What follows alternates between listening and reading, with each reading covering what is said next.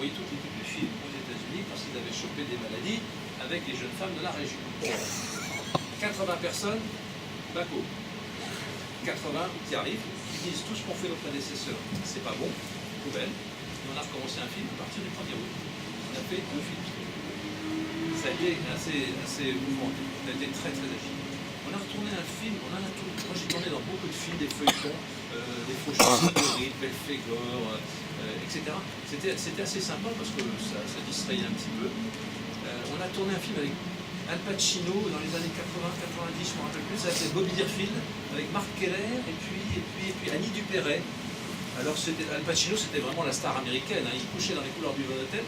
Il avait fait justement au préfet l'autorisation de faire coucher les gardes avec des kalachnikovs dans les couloirs du hôtel. Ça, c'est des stars. Alors il arrivait le matin, il y avait une belle caravane Airstream, argent, et il arrivait en limousine, il rentre dans sa caravane, il voulait boire un café ou je sais pas quoi, il ouvrait, il met trop chaud, on tournera le main. L'enfant tournait, les 300 mecs qui étaient là, ils disaient, je ne plus pour le monter. C'est ça le cinéma, à ce niveau-là, c'est ça. Et alors on avait dans l'équipe un certain Loman qui était le responsable des effets spéciaux du tournage le jour le plus long. Donc spécialiste des expositions. Alors il arrivait le matin, ami Hervé, ça va être une journée fantastique. On va d'abord se prendre un petit whisky. Donc lui il prenait 2 verres d'orangeade, Rabord. Il dit celui-là c'est pour me mettre en forme, puis celui-là c'est vraiment pour respecter le confort. Puis après il dit je vais en prendre un 3e, c'est pour le fun. Et après, il commençait à délirer, donc il mettait des doses incroyables. On trouvait des lentilles de caméra à 100 mètres à la ronde, ça explosait de partout. Il avait même trouvé le moyen pour faire les scènes de cascade, d'avoir des élastiques d'appontage d'avion. Donc il mettait la voiture devant, avec un bulldozer, on reculait le truc jusqu'à la nuit, et au sabre, il coupait le sabre. La voiture partait, et ça explosait de partout. C'était comme ça que j'ai connu 2 Cadenet qui étaient un bon pilote à l'époque, et qui vendaient des voitures pour le cinéma, donc c'était des vieilles Formule 3 qui l'habillaient en Formule 1, enfin voilà. Et puis on a fait comme ça un certain nombre. On a même tourné un film porno à mon insu. Je suis en retraite, je peux l'avouer. C'était dans les années 72-73. Je reçois un courrier me demandant un tournage pour un film pare-choc. Maintenant que je vous ai dit la chute, vous avez tout de suite compris ce qui s'est passé. Mais moi, j'ai rien vu venir. J'étais tout jeune, passionné de bagnoles décapotables américaines. Donc on voit pendant 3 jours des cabriolets, Cadillac, Chevrolet. C'était vraiment splendide. Des femmes avec des caprines super, des mecs en smoking. C'était vraiment... Moi, vu de ma fenêtre, si je veux dire, c'était super. 3 jours passent, gros chèque à la clé. Bon, 6 mois après, j'avais complètement oublié ça. Le maire de Saint-Malo m'appelle. Monsieur, est-ce que vous êtes concerné par le film Pare-choc? Je dis oui, quand est-ce qu'il sort? Il m'en parlait pas, c'est un porno. Et je lui dis oui, d'accord, Pare-choc, 2e degré. J'aurais dû tilter plus tôt. Il me dit voilà, ils m'ont filmé dans ma DS avec les gendarmes motocyclistes de Saint-Malo, aller remettre des gerbes au monument aux morts, et puis dans une DS identique, le soi-disant maire avec sa secrétaire, dans des choses beaucoup moins protocolaires. Et ben, je dis, et la fin de l'histoire me dit j'ai fait saisir le film. Ah ben je dis ça va, tout va bien. Sinon je pense que je me serais fait virer, parce qu'on a un directeur ici, une hiérarchie qui est quand même pas trop portée sur la rigolade. La rigolade, on en a vu ici. Vous savez, le milieu du sport automobile, c'est quand même beaucoup ce mythe du personnage de pilote, fil, etc. Donc, les tournages de photos ici pour les Playboy, Penthouse, ici, lui, je me souviens une fois, c'était avec François Sévère. Les filles étaient nues sous leur peignoir et grelottaient, et puis on était devant les stands, il y avait une voiture de course, Sévère était là, il posait, et puis au moment de prendre les photos d'enlever des peignoirs, une colonie de vacances s'installe dans la cour de vacances. Eh ben, on est bien parti. On a mis un système de coups de sifflet, les gamins se retournaient vers le fond, qui regardaient une fois quand même, ça a été pour moi difficile, parce qu'on faisait dans le S du Tertre Rouge, qui est là. En fait, on faisait dans la succession vers le circuit des 24 heures, des photos avec Helmut Newton, sommité. Et donc, il y avait 2 jeunes femmes, dont l'une était bretonne et l'autre écossaise, si j'ai bonne mémoire. J'ai gardé quand même des souvenirs assez précis. Et au moment où ils allaient enlever leur peignoir, Newton prend un Polaroid et il m'appelle, il dit je comprends pas, derrière les sapins, il y a des taches blanches. J'avais une narine, je pars du bois. Effectivement, toute personne masculine de la boîte avait été au courant qu'il y avait des filles. Tout le monde était là-bas. Et donc il a fallu remettre tout le monde au boulot et après on a pu prendre des photos. Et sur le coup, je me suis dit, bon sang, ça ne fait pas sérieux pour la vie. Et concernant les Hawaiian Tropic Girls, Oh bah, elles sont pour encadrées. une anecdote, Oui, elles sont de la Courneuve. oui. Il les récupère dans des boîtes de nuit, il les passe au cirage et puis il vient de faire un... Moi je les ai vus la nuit ici après. On va faire des vachettes hollandaises dans les couloirs ici.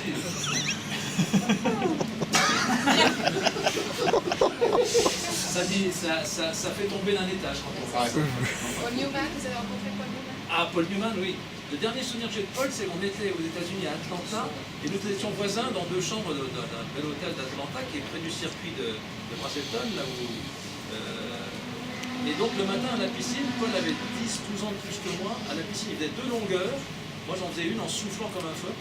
C'était un personnage exceptionnel. Pas un gramme de graisse, c'était vraiment mais c'était un homme gentil. Il y avait qu'un truc qui m'avait agacé quand il était venu en 79, il a terminé quand même deuxième des 24 heures en 79, c'est que son impresario passait son temps ne le photographiait pas, ça lui fait pâlir les yeux. Mais bon, je crois qu'il avait surtout pas envie d'être en photo. Mais bon, on en a vu passer quand même pas mal de stars ici. Je dis avec qui je suis très copain maintenant, c'est Patrick Dempsey. Il y a 5 ans, il arrive ici pour la première fois et les patrons de l'assaut me disent Hervé, vous qui avez le temps, faites-nous faire la visite du circuit et expliquez-lui ce que c'est que l'Esprit Le Mans. Et au musée, on avait un simulateur. Et pendant 3 heures, j'ai expliqué à Patrick Dempsey les trajectoires. Demain, vous allez être au volant de votre Ferrari, il était en Ferrari à l'époque, et tout le monde vous attend, la presse vous attend. Si vous êtes à 15 secondes derrière vos copains, ils vont vous allumer. Travaillons pendant 3 heures, voilà des freinages, là, vous passez la voiture là, voilà, pour rentrer là. Et le lendemain, il était à 2-3 secondes. Donc, tout le monde s'est très bien passé. Depuis, il me fout une reconnaissance éteinte. Le problème, c'est que je ne savais pas qui c'était. Donc je rentre à la maison le soir, j'ai 2 grandes filles et une épouse, et je dis, tiens, j'ai un mec qui paraît qui fait des feuilletons, un Dempsey. Je dis, comment le docteur Mamour? Je dis, mais il m'a embrassé. Ah, mais tu ne devrais pas te laver. Depuis, on est très potes avec le docteur Mamour, qui est un type gentil comme tout. Il est même, je trouve que c'est quelqu'un d'hypersensible. Moi, ça se voit d'ailleurs dans sa façon de jouer, mais c'est vraiment quelqu'un de... Moi, je l'ai vu il y a 2 ans ici, dans la petite antichambre, avant qu'on monte sur le podium, recroupi, les larmes aux yeux. Beaucoup d'émotions. Terminé les 24 heures, il avait monté l'Himalaya. Il avait gravi l'Himalaya. Pour lui, c'était lui la petite star d'Hollywood, enfin, petite star, parce que c'est quand même pas une des grandes stars, il fait que des séries de télévisées, et donc, pour lui, c'était vraiment le summum de ce qu'il pouvait imaginer. Donc, c'est ce côté-là qui me plaît bien. De même que me plaisent bien aussi les grands de ce monde quand je les reçois ici, quand je les ai reçus. Je me suis marré la première fois, c'était mal parti, c'était Carl Gustaf de Suède. Et il y a quelques années de ça, on était au Welcome, au repas officiel. Il est parti à sa voiture, je ne sais pas pourquoi. Et comme je ne le voyais pas revenir, je suis revenu à la porte et je le voyais en train de s'engueuler avec le contrôleur et qui lui faisait ça. Il avait oublié son badge. Je m'approche un peu et j'entends, il dit, mais monsieur, vous ne rentrerez pas. Mais je suis Carl Gustaf, le roi de Suède, je suis votre invité. Et l'autre il dit, moi je suis Jeanne d'Arc. Donc ça chauffe un peu. Le lendemain, Carl Gustaf, accablé, est en panne de Range Rover.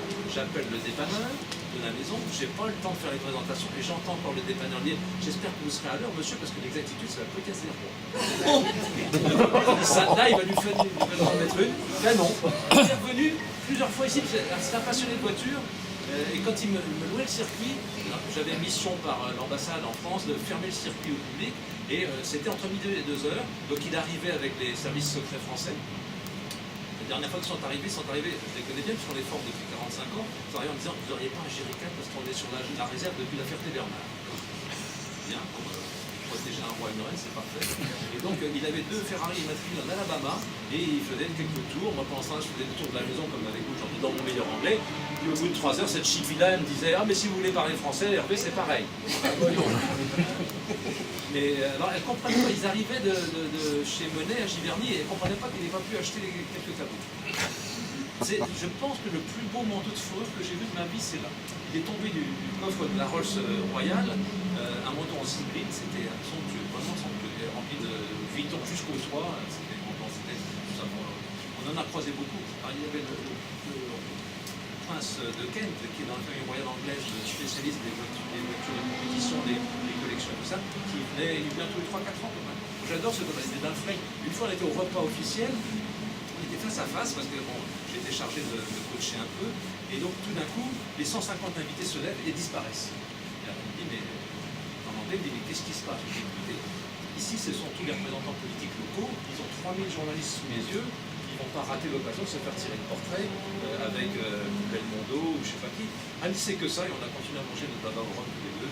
Donc il était très flegmatique. Il aimait bien la nuit, quand je l'emmenais à travers bois, on allait jusqu'au golf là-bas, à Mussin, voir de très près les voitures. C'est vraiment l'endroit magique. Vous avez deux endroits magiques pour moi, c'est le freinage et l'Indianapolis, pour ceux qui connaissent bien, parce que c'est une enceinte publique ouverte, donc on peut y aller la nuit. Et là vraiment vous êtes à 6-10 mètres des pilotes, c'est vraiment un endroit magique. Vous avez les retours de flammes, les disques incandescents, c'est vraiment la magie du Mans, les odeurs. Enfin, bon, pour moi c'est vraiment des endroits très très forts. Et comme ça on en a reçu beaucoup.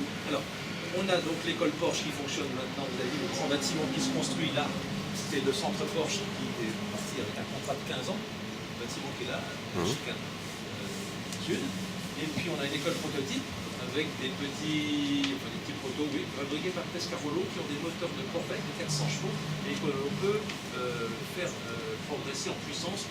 Les instructeurs ont une manette qui permet de délivrer tant de puissance. Le premier jour, on va démarrer à 200 chevaux, le deuxième jour à 300, puis si tout va bien, à 400 chevaux. Il y a quelques jours, là, quelques temps, on a eu un groupe de Russes qui est venu, ils nous en ont planté pour 150 000 € la journée.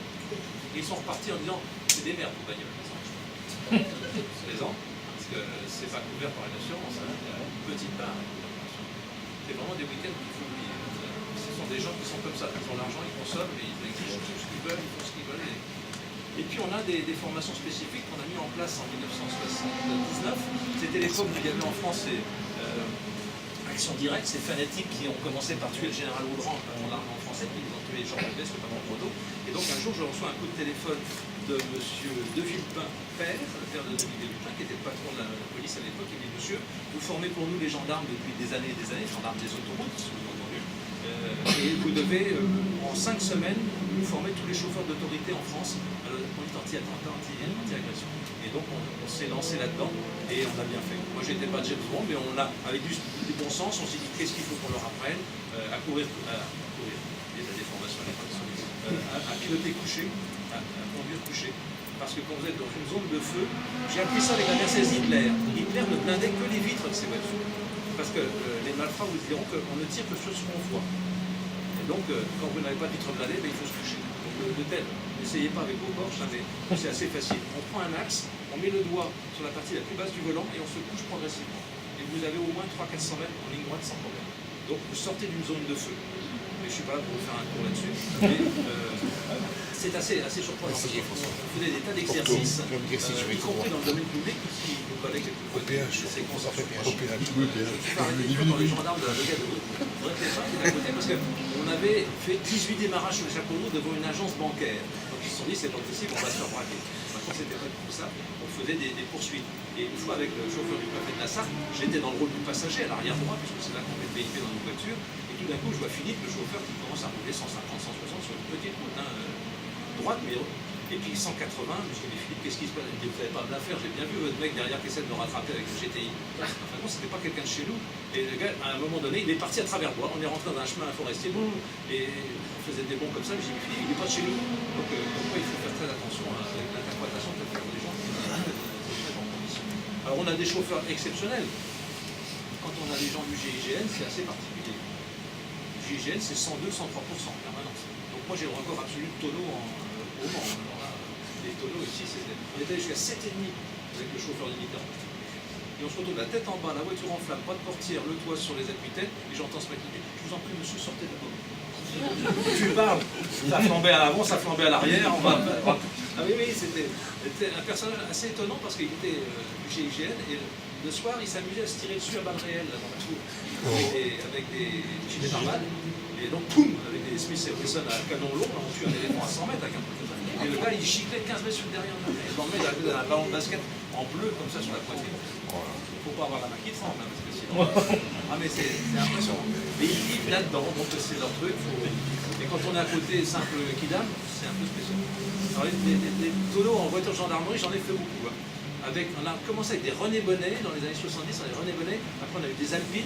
Les Alpines, on faisait des cours en maillot de bain puisqu'il y avait 40 litres de flotte dedans, donc chaque fois qu'on prenait à la chapelle, là, l'eau elle repassait par le toit, on était trempé. Donc on faisait des cours en maillot de bain, c'était plus simple. On est réaliste maintenant parce que quand on voit le feu qu'il peut prendre dans une voiture. Après on a eu des CX, les CX GTI. Alors c'était la grande époque où à chaque fois qu'il y avait un nouveau colonel de gendarme au Mans, on m'amenait la CX GTI de l'autoroute au Mans, et puis il les sous-fifres disaient excusez-moi, le but c'était de passer sous la passerelle à fond la caisse parce que la CX elle décollait et je voyais dans le rétroviseur, boum, le colonel. C'était facile, ça leur plaisait.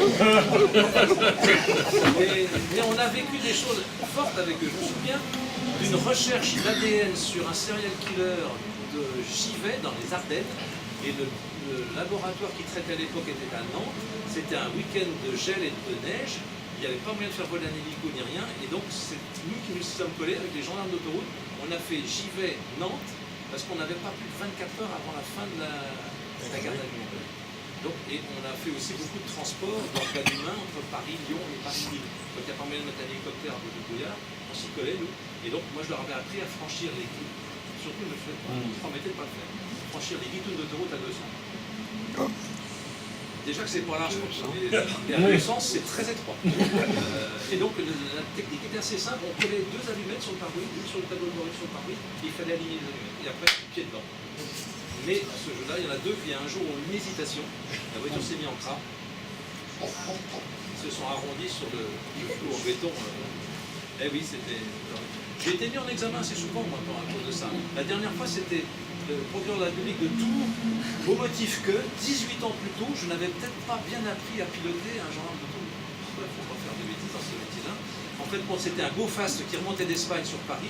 Les gendarmes l'avaient pris en chasse, et puis voyant qu'ils allaient être rattrapés par les gendarmes, la voiture est sortie de l'autoroute et ils se sont noyés dans la circulation d'entour. Les gendarmes derrière, avec une 2400 GTI Citroën, donc un sens giratoire, la CX est partie en sous-virage sur les pavés et s'est encastrée dans un des platanes qui bordent les bords de la Loire, et le gendarme passager a été tué. La femme du gendarme passager tué s'est portée partie civile contre le gendarme qui pilotait, et le procureur est venu me rechercher au motif que je n'avais pas appris au gendarme à négocier un giratoire. Ça n'a pas été très difficile de prouver qu'il n'y avait pas de giratoire sur le circuit, donc ça s'est arrêté là, mais ça fait quand même partie des choses qui sont surprenantes. C'est-à-dire qu'on recherche quand même souvent l'origine des choses. J'ai une petite question, si vous voulez, dernière. Votre speaker officiel, ça fait combien d'années qu'il officie ici au sein de la CO? Bruno, il est indépendant, hein. Il est journaliste à France Bleu Maine. Il y a 20 ans qu'il est là. Il est vraiment exceptionnel. Oui, il était là hier. Dans la passion. Tiens, une histoire de speaker. 1932.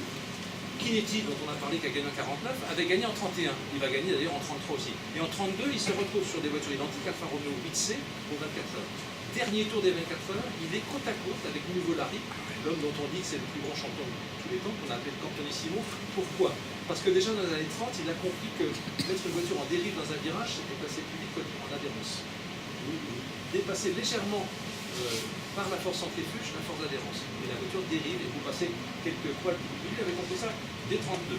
Et donc dans le dernier tour, Kinetti et Nuvolari se doublent, ils se font au freinage de Busan, il y en a un qui passe l'autre, au freinage d'Arnage, c'est l'autre qui repasse. Et puis Kinetti s'était dit, mais au freinage de Maison Blanche, si je me mets bien dans le sillage de l'autre, à la sortie de Maison Blanche, j'aurai 7-8 km/h de plus, il reste 1 km à peine avant la ligne d'arrivée, je le saute et c'est bon, je gagne. Manque de pont, au moment où il fait ça, il y a un type qui devait terminer les 24 heures au ralenti parce qu'il avait sans doute plus d'essence ou que la voiture était essoufflée. Et donc Kinetti se retrouve obligé de freiner et il perd donc les 24 heures. Bien sûr, son copain italien vient lui dire, tu conduis avec tes pieds, tu conduis avec tes pieds. Et Kinetti a cette phrase magnifique, il dit, certes, j'ai perdu les 24 heures, j'ai quand même gagné la prime parce que mon sponsor trouve que de perdre les 24 heures à 40 mètres près, c'est vraiment comme si on avait gagné. Mais surtout, ce week-end, j'ai pris une nouvelle maîtresse. J'ai pris la femme du speaker parce que tant qu'on entend le mari, qu'est-ce qu'on est tranquille. Et une Lotus au bac de ouais. Ah oui. Bah écoute, il est passionnant le gars.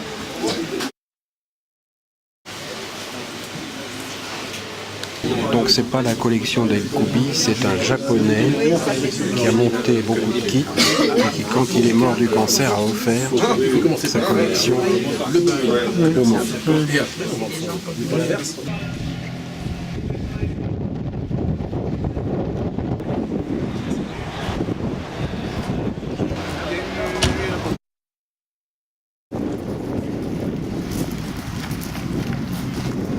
Voilà toutes les Porsche. Nous sommes au 24. Le bar est original. Ah d'accord.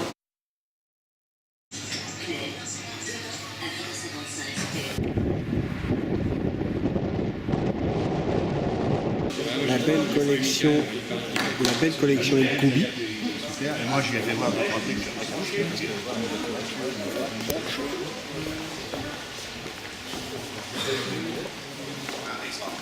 De mètres, il passait sur la rue devant pour descendre un peu plus près du centre-ville, puis le centre-ville a repoussé le circuit vers l'extérieur, et en 1932, nous avons adopté le tracé actuel avec pas mal aussi d'évolutions depuis 1932. Les grandes étapes du circuit, alors évidemment, vous le savez, il y a 3/4 de route qui reste ouverte à la circulation normale et que l'on ne ferme qu'au moment des épreuves, le Mans, les essais et puis le Mans classique maintenant tous les 2 ans, et le quart devant moi ici qui correspond à la partie privée. Les grandes étapes ont été l'hiver 65-66, la construction du circuit Bugatti, 4 km 200, 800 mètres de partie commune au grand circuit pour pouvoir installer l'école de pilotage permanente et avoir un circuit adapté aux courses moto. 69 le bol d'or, 78 les 24 heures moto et depuis 21 ans le Grand Prix de France moto.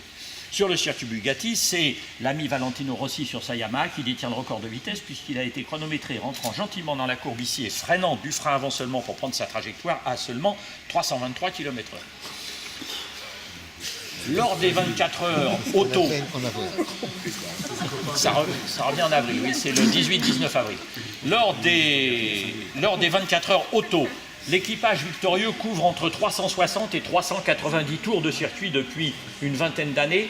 La différence de tours de circuit sur le week-end des 24 heures, c'est uniquement lié à la météo et aux relations que nous avons avec la Bretagne proche. Ensuite, nous avons construit en 1972 le nouveau tracé que l'on a appelé gentiment virage Porsche, car c'est vraiment là qu'on apprend à se servir d'une Porsche, puisque les courbes sont en dévers et c'est toute une histoire. Et cela a amené un circuit plus lent. On a abandonné l'ancien tracé que vous voyez en gris, qui passait par Maison Blanche, célèbre pour les accidents Bentley des Anglais dans les années 20. Le record établi sur l'ancien tracé l'année d'avant, c'est-à-dire en 71, par la Porsche 917 victorieuse, la deuxième victoire Porsche, c'est 5335 km à 222,3 de moyenne pendant 24 heures, puisqu'elle avait été chronométrée dans la ligne droite à 388 km/h. La vitesse maximum chronométrée dans la ligne droite a été portée en 1988 aux essais du jeudi soir à 405 km/h par une WM à moteur Peugeot V6 double turbo qui a essayé de recommencer pendant la course, mais le moteur a explosé avant. Et à la suite de quoi nous avons construit les 2 chicanes qui nous ont permis d'éviter de dépasser 350 km/h et qui ont mis un terme à la magie du Mans avec la fameuse ligne droite des Hunaudières. Néanmoins, les performances des voitures ont tellement progressé depuis 20 ans, depuis les 405 km/h de la WM Peugeot en 88, qu'en 2010, le record de la Porsche 917 de 71 est tombé et avec les chicanes, avec les virages Porsche, avec les freins carbone céramique, avec le diesel turbo haute pression qui souffle à 2000 bars dans les injecteurs et les vitesses de passage en virage et les pneus, l'Audi victorieuse, sans dépasser 350 km/h en 2010, a couvert en 24 heures 5400 km à 225 de moyenne. Toutes les vitesses chronométriques.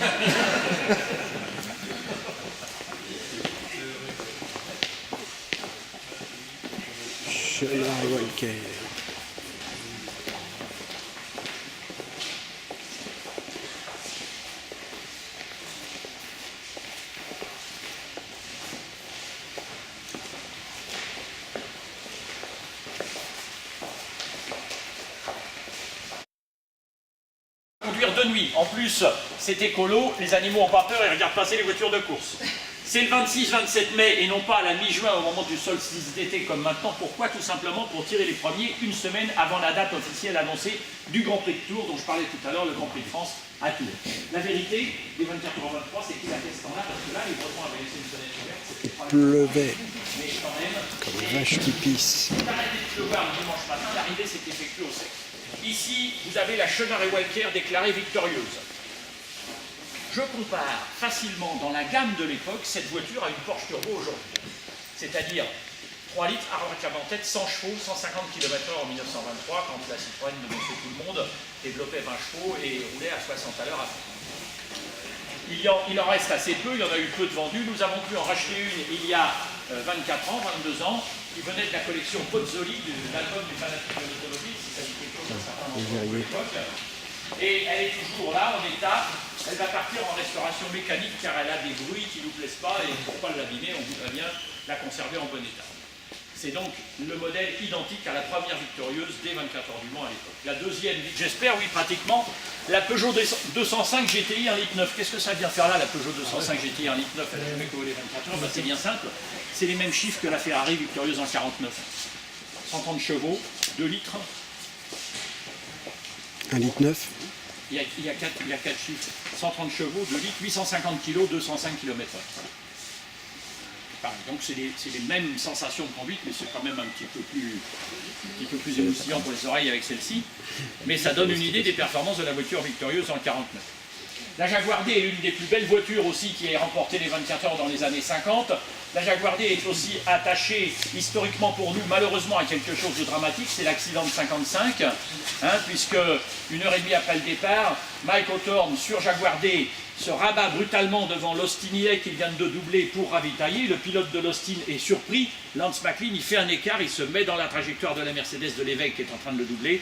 La Mercedes utilise l'Austin comme un tremplin, décolle, vient taper dans le talus, le moteur se détache de la voiture dans le choc, part creuser un sillon dans la foule massée devant les stands, et le feu se met dans le réservoir et des morceaux de la voiture en magnésium en fusion retombent dans le public. 79 morts, 200 blessés. Décision très difficile à prendre pour la direction de course, qui s'avérera, après explication, être vraisemblablement une bonne décision. On n'arrête pas la course et on n'annonce pas la catastrophe officiellement au micro. Pourquoi?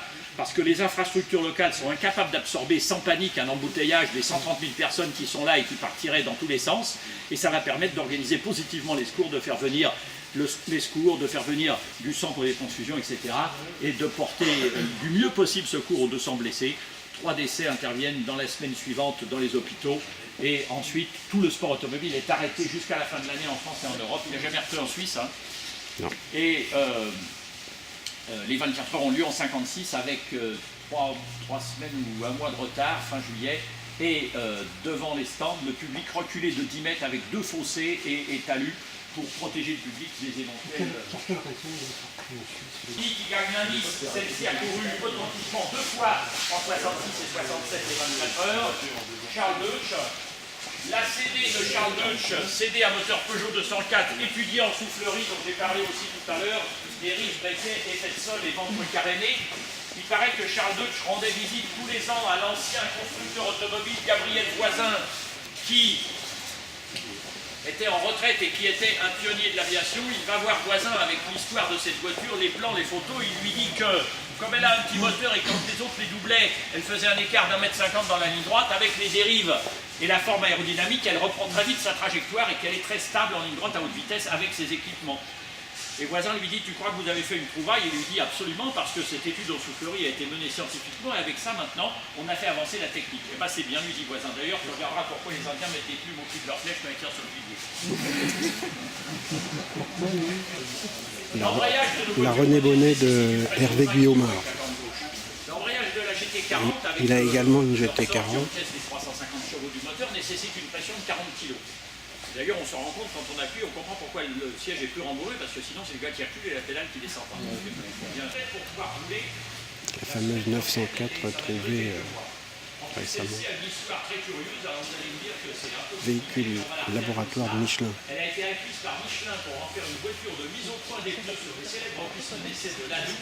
Michelin voulant mesurer les incidences de la variation de la hauteur de caisse, donc du centre de gravité, l'avait équipé simplement d'une suspension hydropneumatique Citroën de DS avec le réglage de la caisse en hauteur point haut, point milieu, point bas.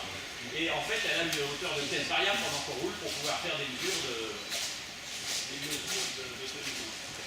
En grille, à partir du début des années 70, pour la suite des épreuves, voici l'authentique Patra victorieuse en 74 avec le son bible avec une DP 76. C'est Porsche, 77, c'est Porsche, 78, Renault Alpine, avec l'A442, numéro 2, 5 turbo, avec un seul turbo qui développe quand même 590 chevaux à l'époque, identique à celle-ci pratiquement, qui préfigure les monstres banquets, quadrirotor, moteur rotatif, fait travailler les audioprothésistes. C'est sûr. 91 correspond aussi les dernières victoires de Porsche aux 24 heures avec la GT1 qui est là, qui est un prêt longue durée permanent de Porsche Stuttgart pour le musée. Je pense qu'ils ont fait 2 ou 3 victorieuses, entre une chez eux et d'autres se promener dans cette victoire. Ceux qui se rappellent du déroulement de l'épreuve savent qu'en 98, Toyota 2008.